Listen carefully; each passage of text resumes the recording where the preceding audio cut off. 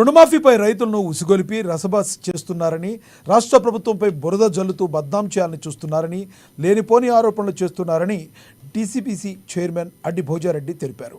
ఆదిలాబాద్ పట్టణంలోని కంది శ్రీనివాసరెడ్డి క్యాంప్ కార్యాలయం ప్రజాసేవ భవన్లో ఏర్పాటు చేసిన మీడియా సమావేశంలో బీఆర్ఎస్ నేతల అనుచిత వ్యాఖ్యలపై ఫైర్ అయ్యారు. నోరు అదుపులో పెట్టుకుని మాట్లాడాలని హితవు పలికారు. రుణమాఫీపై ఆందోళనలు, ధర్నాలు చేస్తూ అనవసర రాద్ధాంతం చేస్తున్నారని మండిపడ్డారు. ఆనాడు ఎన్నికల సమయంలో ఇచ్చిన మాట ప్రకారమే తమ కాంగ్రెస్ ప్రభుత్వం రుణమాఫీ చేసిందన్నారు. రాష్ట్రాన్ని అప్పుల పాలు చేసిపోయిందని బీఆర్ఎస్ ప్రభుత్వం కాదా అంటూ నిలదీశారు. అయినా మాటకు కట్టుబడి రుణమాఫీ చేసిన ఘనత కాంగ్రెస్కే దక్కుతుందన్నారు. జోగు రామన్న ఆయన చెంచాలు అనవసర రాద్ధాంతం చేస్తున్నారని మండిపడ్డారు. పార్టీలు మారడంటూ తమపై విమర్శలు చేయడం తగదని, ఆ అర్హత మీకు లేదని అన్నారు. తన స్వార్థ ప్రయోజనాల కోసం ఆనాడు జోగు రామన్న పార్టీలు మారింది నిజం కాదా అంటూ ఆయన ప్రశ్నించారు.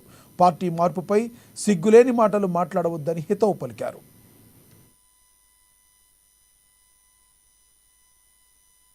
మొన్న బీఆర్ఎస్ జిల్లా అధ్యక్షుడు ధర్నా పిలిపించి నాయకులు కార్యకర్తలతోని ధర్నా చేసి, అంటే ఈ ప్రభుత్వం మీద, ఈ జిల్లా మీద, అంటే డిప్రెషన్లో ఉన్న మంత్రి పదవి పోయి వారితోని వారి చెంచాలు కూడా కొద్దిగా బాగా మాట్లాడడం జరిగింది.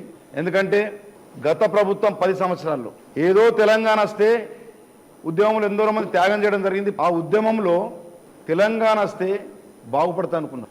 7 నుంచి 8 లక్షల కోట్ల అప్పు చేసిన బీఆర్ఎస్ పార్టీ సన్యాసులు, దగ్ధమ్మలు, ఒక పెద్ద మనిషి అంటాడు, ఒక చెంచాగాడు అంటాడు, మేము ఆనాడు ఉద్యమంలో కేవలం ఉద్యమం చేసినప్పుడు నీ పదవి త్యాగం చేస్తా ఉన్నావు ఆదిలాబాద్ ఎమ్మెల్యేగా రానాడు. అంటే నువ్వు అటు కేటీఆర్ గారితో, కేసీఆర్ గారితో 2 కోట్ల రూపాయలు మాట్లాడుకొని నువ్వు రాజీనామా చేసి తెలుగుదేశం పార్టీ పూర భూస్థాపితమైంది అని చెప్పి నీ స్వార్థం కోసం రాజకీయాలకు వచ్చిన ఆనాడు టీఆర్ఎస్ పార్టీలకు వచ్చినావు. మేం పార్టీ చేంజ్ చేస్తే ఏదో మాట్లాడడం ఒక చెంచా, జైనత్ సంబంధించిన చెంచా. ఒరే సన్యాసి, నీ పక్కకున్న సన్యాసి నీ నెత్తి మీద శని ఉన్నట్టు, ఆ శనినే వదులుకొని మేము వచ్చినాం సన్యాసి. మీ నోరుకు కొద్దిగా అదుపులు ఉంచుకొని నడమని చెప్తా ఉన్నాం. బీఆర్ఎస్ బేవారసులు గాల్లా తీరు మాట్లాడడం, మా యొక్క ముఖ్యమంత్రి గారు, మా యొక్క వ్యవసాయ శాఖ మంత్రి గారు క్యాబినెట్ లో చర్చించి 2 లక్షల పైన కూడా ఎవరిని కట్టనేయకుండా అని చెప్పి మొన్న రెవెన్యూ మినిస్టర్ స్టేట్మెంట్ ఇవ్వడం జరిగింది. నిన్న వ్యవసాయ శాఖ మంత్రి స్టేట్మెంట్ ఇవ్వడం జరిగింది. ఈ దగ్ధమ్మలకు ఏం లొల్లిన్నదంటే, ఇక ఈ యొక్క డబ్బులు పడితే, రైతు రుణాలు పూర్తిగా పడితే మమ్మల్ని ఎవడు అడిగేటోడు ఉంటాడు, గా 16,000 ఓట్లే మాకు గతి అయితే అని చెప్పి. మీకు సిగ్గు ఉండాలా, మీకు మానం ఉండాలా? అంటే మంచికి 20 ఓట్లు సంపాదించండి మీరు గంతగానం కేటర్ ఉండి. సిగ్గు లేని మాటలు అంటే మా మీద తీస్తారా మీరు? మీరు డబుల్ బెడ్రూమ్లు ఇస్తామని చెప్పి నీ దీపావళిలో ఒక ఇల్లు ఇచ్చినావని అడుగుతా ఉన్నాం. నీ దీపావళిలో నల్లలు వస్తా ఉన్నాయని అడుగుతున్నాం. నీ దీపావళిలో భర్తలు చనిపోయిన నా అక్కకో, నా చెల్లెలకో, నా సోదరికో, మా పెద్దమ్మకో 10 సంవత్సరాల్లో ఒక పెన్షన్ రాలే, ఒక రేషన్ కార్డు రాలే. మీరు చేసిన పొరపాట్ల వల్ల రుణమాఫీలో రైతు రుణాలు, రైతులు ఇబ్బంది పడితే సిగ్గు లేకుండా మీరు ధర్నాలు పెట్టుకుంటా 7 మాసాలు అవుతున్నది ప్రభుత్వం వచ్చి.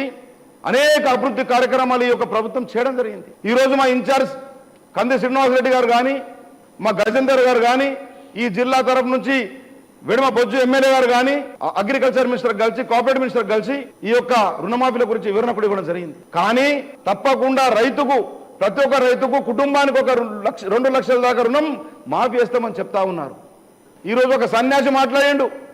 మొన్నటిదాకా ఆ సన్యాసి నేను మాట్లాడినా, మొన్నటిదాకా ఆ సన్యాసి చెప్తే, శని ఉన్న సన్యాసి చెప్తే మొన్నటిదాకా నేను ఒక 20-25 ఏళ్ళు అట్లనే మాట్లాడినా. ఇప్పటికన్నా శని నుంచి బయటపడమని ఈ సన్యాసికి చెప్తా ఉన్నాం. 2 లక్షల పైన రుణాలు కూడా క్యాబినెట్లో చర్చించడం జరుగుతూ ఉంది. ఈ వచ్చే క్యాబినెట్లో ఏ మిస్టేక్ వల్ల జరిగినా కూడా అవిటి కూడా ఏఈల ద్వారా, అదేవిధంగా ఏఓల ద్వారా, అదేవిధంగా ఒక నోడల్ ఆఫీసర్ని పెట్టి ప్రతి మండలంలో ఈరోజు ఏఓలు తిరుగుతూ ఉన్నారు. ఇది మీరు చూడండి. కనీసం ఒక 3 నెలలు చూసినాక మీరు ధర్నాలు చేసిన ప్రజలు ఒప్పుకుంటారు.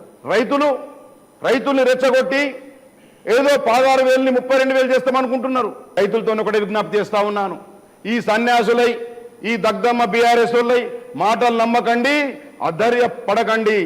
ఈరోజు ఒకటే బీఆర్ఎస్ పార్టీ జిల్లా అధ్యక్షునికి సవాల్ చేస్తా ఉన్నాను, నువ్వు రేపు దమ్ముంటే నువ్వు ఏ జవాబు కన్నా నీ దీపావళి రమ్మంటే నువ్వు ఎన్ని ఇచ్చినావు అన్నాడు. ఆ ఇళ్లలో కూడా మీ కౌన్సిలర్లు 3 లక్షలు, 2 లక్షలు, దళిత బంధువులు కూడా మీ యొక్క కౌన్సిలర్లు, మీ నాయకులు 2 లక్షలు 3 లక్షలు తీసుకుని అడ్వాన్స్ తీసుకున్నా. ఇప్పుడు దమ్ముంటే నీ దీపావళి రమ్మను, ఆ బ్రిడ్జ్ మీదనే నీ యొక్క సంగతి మేము చూసుకుంటామని చెప్పి